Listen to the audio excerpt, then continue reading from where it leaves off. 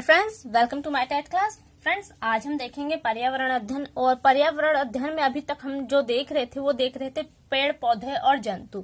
तो जंतु से रिलेटेड हमने कुछ पॉइंट्स बताए थे और आपको कहा था कि पारिस्थितिक तंत्र भी हमें पढ़ना बहुत जरूरी है, जो इसी टॉपिक के अंतर्गत लगभग आ जाएगा। तो आज हम देखने वाले हैं पारिस्थितिक तंत्र। और मैं बता दूं, अभी जो पीछे आपके एग्जाम बीते हैं उनमें पारिस्थितिक तंत्र से कई क्वेश्चन उठाए गए हैं, तो इसलिए पारिस्थितिक तंत्र जो है वो अपने आप में इम्पोर्टेंट टॉपिक हो जाता है। तो आइए स्टार्ट करते हैं, देखते हैं पारिस्थितिक तंत्र। पहले यहाँ पे देख लीजिए, जीव विज्ञान की उस शाखा को जिसके अंतर्गत जीवधारियों और उनके वातावरण के पारस्परिक संबंधों का अध्ययन करते हैं उसे पारिस्थितिक तंत्र कहते हैं।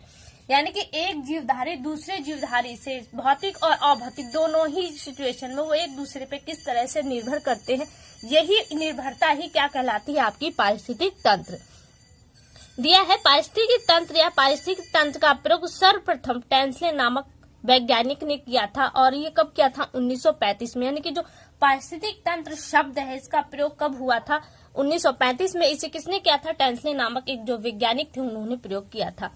फिर दिया है कि सजीव एवं निर्जीव कारकों के पारस्परिक संबंधों तथा प्रक्रियाओं के प्रतिफल को पारिस्थितिक तंत्र कहते हैं।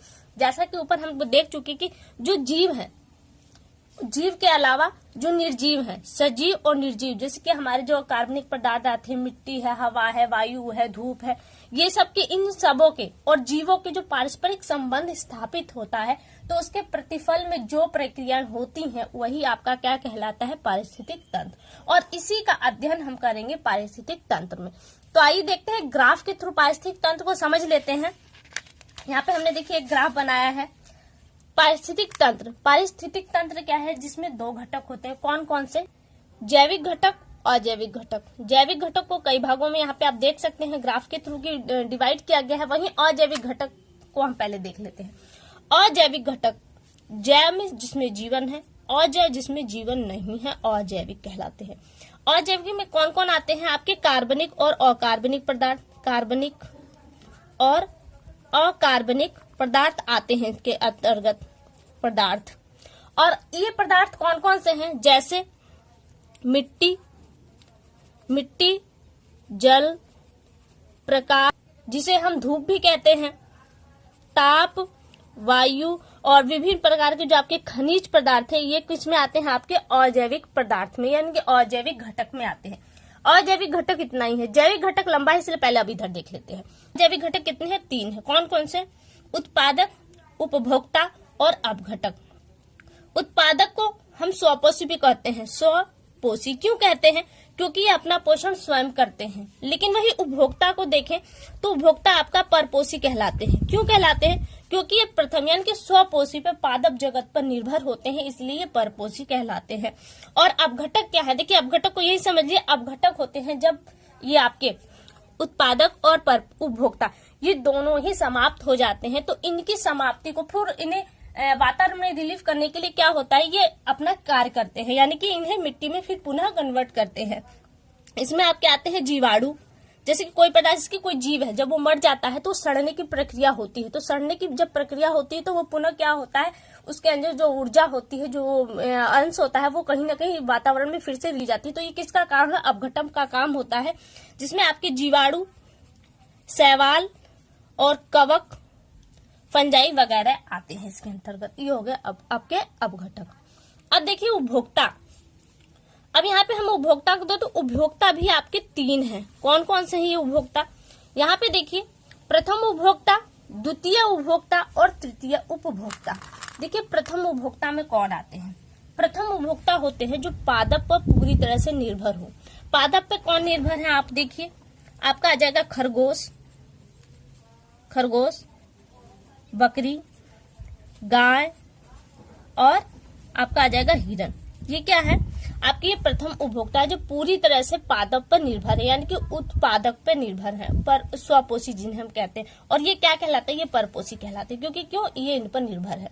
अब आता है द्वितीय उपभोक्ता। द्वितीय उपभोक्ता वो होते हैं जो इन पर निर्भर होते हैं, यानी कि जो प्रथम उपभोक्ताओं पर निर्भर होते हैं वो आपके द्वितीय उपभोक्ता आते हैं। जैसे अब मेढक देख लीजिए, मेढक जो आपके उत्पाद है, यानी कि जो पौधे होते हैं उन्हें नहीं खाता, वरन क्या उन पौधे पे जीवित रहने वाले जो कीट पतंगे होते हैं, यानी कि यहाँ पे यह कीट पतंगे भी आपके आ जाएंगे, इन्हें मेढक खाता है।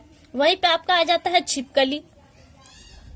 छिपकली, मछलियां, ये इसके अंतर्गत आते हैं जो द्वितीय उपभोक्ता में आते हैं। अब यहाँ देखिए आता है तृतीय उपभोक्ता। तृतीय उपभोक्ता किसे कहते हैं? जो द्वितीय उपभोक्ता पर अपना जीवन निर्वाह करते हैं वो तृतीय उपभोक्ता कहलाते हैं। अब इसके अंतर्गत कौन आएगा? इसके अंतर्गत वो जीव आएंगे जो इन जीवों को खाते हैं। जैसे आप यहाँ पे ले लीजिए, शेर ले लीजिए, यहाँ पे आपका और भी जीव आ जाएंगे। तो यहाँ पे शेर आ जाएगा, आपका भालू आ जाएगा, लोमड़ी, ये जीव आ जाएंगे जो इन जीवों पर निर्भर रहते हैं। तो ये आपके देखिए हो गए प्रथम, द्वितीय और तृतीय तरह के उपभोक्ता। अब एक प्रश्न होता है कि गिद्ध किस तरह का प्राणी है, किस उपभोक्ता में उसे रखेंगे?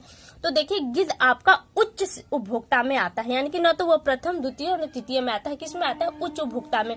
गिद्ध का काम देखिए, गिद्ध जब ये जीव मर जाते हैं तो इन्हें तो अपघटक करने का काम अपघटक का होता है, अपघटित करने का काम। लेकिन क्या है, इनके अपघटक का काम होता है जब उसे सड़ाना। लेकिन क्या है, गिद्ध जो होते हैं सड़ाते नहीं, वरन जब वो जीव मरता है तो उसके मांस को खाकर जीवित रहते हैं। उन्हें अपमार्जक में भी रखा जाता है या उच्च उपभोक्ता के अंतर्गत गिद्धों को रखा जाता है। देखिए अब एक श्रृंखला देख लेते हैं। हम अगर श्रृंखला देखें तो यहाँ हम डालेंगे पारिस्थितिकी तंत्र। ठीक है, अब देखिए यहाँ पे हम सबसे पहले घास लगाते हैं। ये हमने घास लगाई, इस घास को खाने वाले कौन आ गए? यहाँ पे कीट आ गए। आपके कीट में आपके क्या है? आपके प्रथम उपभोक्ता, और कीट में हर तरह आप जानते होंगे कीड़े मकोड़े हैं वो आ जाते हैं। फिर यहाँ पे आ गए, ये आपका प्रथम है, प्रथम उपभोक्ता। अब इस कीट को खाने वाले कौन है? मेढक आ गया, आपका मेढक है, छिपकली है, ये क्या है? ये आ गए। और ये क्या होते हैं? ये आपके द्वितीय, आप देख पा रहे होंगे, ये आपके द्वितीय उपभोक्ता होते हैं। फिर इन मेढक और कीड़ों को खाने वाला कौन है? सांप है, सांप है। ये सांप क्या है? आपके क्या कहलाते हैं? ये तृतीय उपभोक्ता में चले जाते हैं, तृतीय उपभोक्ता। अब देखिए इस सांप को खाने वाला कौन है? आपके आ जाते हैं बाज और मोर, जो इस सांप को खाते हैं। बाज, मोर, गिद्ध वगैरह ये आते हैं, ये आपके किस में आते हैं? उच्च उपभोक्ता में। ये आपके हो जाते हैं उच्च उपभोक्ता। अब देखिए ये अब समाप्त होते हैं, तो अब ये जब मर जाते हैं तो क्या होता है? अब इनका अपघटन होता है। क्या होता है? अपघटन होता है। तो ये अपघटक इन्हें अपघटित करते हैं, और जब अपघटित कर देते हैं तो क्या होता है? ये पुनः फिर घास मृदा में मिल जाती है, और मृदा के थ्रू फिर ये पुनः घास में चली जाती है। तो इस तरह से देख सकते हैं कि पारिस्थितिक तंत्र एक साइकिल की तरह काम करता है, जो कन्वर्ट चलता ही रहता है, रुकने वाली स्थिति नहीं है। तो फ्रेंड्स उम्मीद करती हूँ कि आपको ये टॉपिक समझ में आया होगा।